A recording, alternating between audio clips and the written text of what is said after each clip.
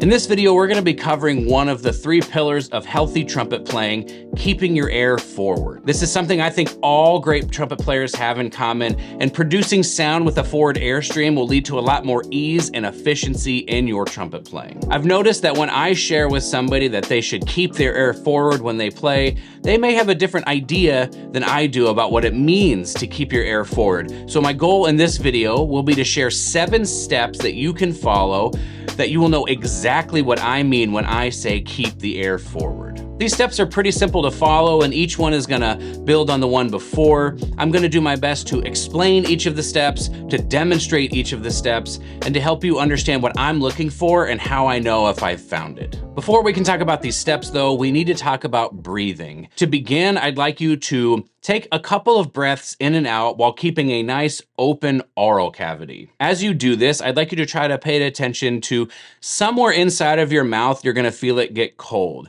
For me and a lot of other people I've worked with, it's gonna be somewhere near the middle to the back part of the tongue. Next, I'd like you to take a couple of breaths, but now focus on trying to bring that cold feeling forward to the lips. This is a concept I learned that Arnold Jacobs taught that's called wind at the lips. Breathing in this manner, plus the steps that we're about to talk about, are really gonna aid you in keeping your air forward while you play. When you exhale your air, try to focus on keeping the air in the same exact spot on your lips. The first step in this process is going to be breathing in and releasing a couple of air streams, and you want to try to focus on the tip of your tongue. Try to see if you can figure out where is the tip of my tongue when I release air. For a lot of people I've worked with, their tongue will strike somewhere near the back of the top row of their teeth, or maybe the gum line on the top row of their teeth. It doesn't really matter where your tongue strikes when you articulate. All we're trying to do in this step is establish a focus of attention so that we can shift that focus of attention in future steps. The second step of this process is similar to the last, but instead of focusing on the tip of your tongue as you are releasing air patterns, you're gonna focus on the meatier part of your tongue that's just a little bit back from the tip. I have found that using this part of your tongue as a coordinator between your air and your tongue is significantly more consistent when releasing air.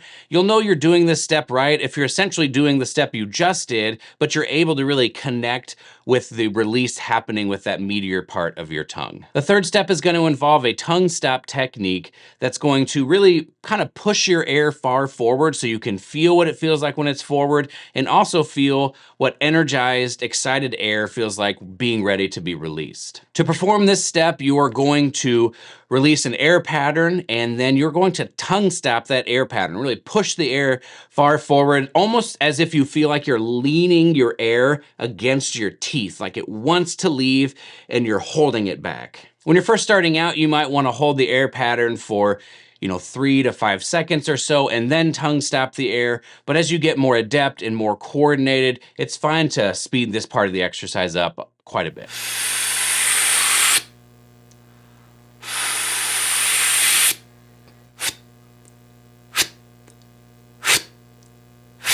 The fourth step of this process is similar to the third step. You're going to be continuing to do the tongue stop that we did in the previous one, but now you're going to release the air. You're going to almost think about it like you're spitting the airstream across the room. Another way I like to think about it is that when you tongue stop it, you can really feel that the air is pushing up against your teeth, ready to be released, and all you have to do is just move your tongue out of the way, and the energized air should just come flying out. You'll know you've done this step correctly when there's a pretty good amount of coordination between the tongue stop and then the release of the air, and that you're still focusing on using the meatier part of the tongue to release the air.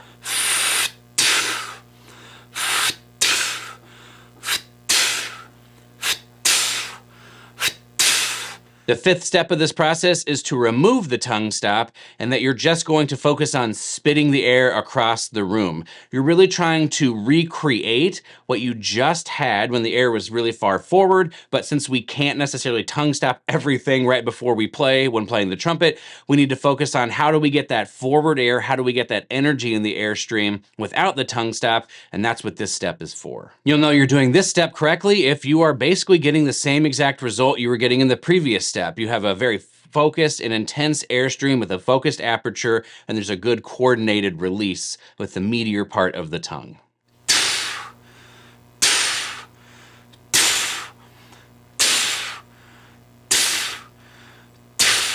The sixth step is going to be transferring this over to the horn.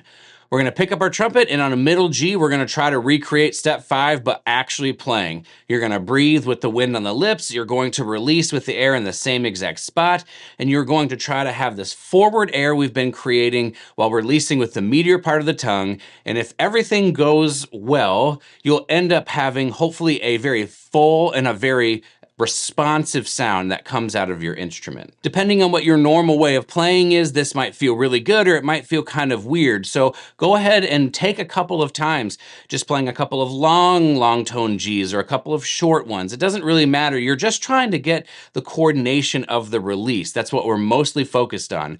If we can get a good coordination of air forward release, then a good, full, beautiful sound should follow. Eventually, you're gonna get it right and it's gonna feel good, and the release is gonna sound beautiful.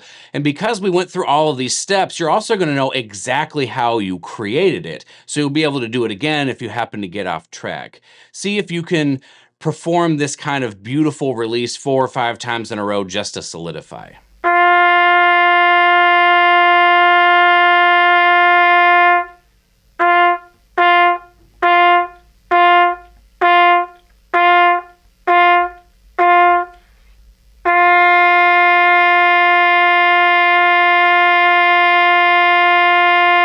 The seventh and final step of this process is to apply it into our fundamentals on everything, but something like long tones is a good place to start.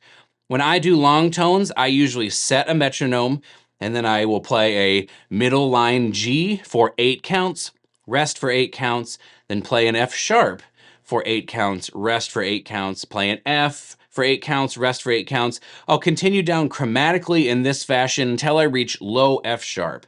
After that, I will go back to middle line G and continue up chromatically, doing the 8 beats on, 8 beats off kind of approach until I get to a register where it's no longer comfortable to play. The goal of each one of these notes is to recreate that kind of forward responsive articulation we got in the previous step, but now over the range of the entire instrument. It's gonna take a great deal of focused work to achieve this result, but it is possible to do.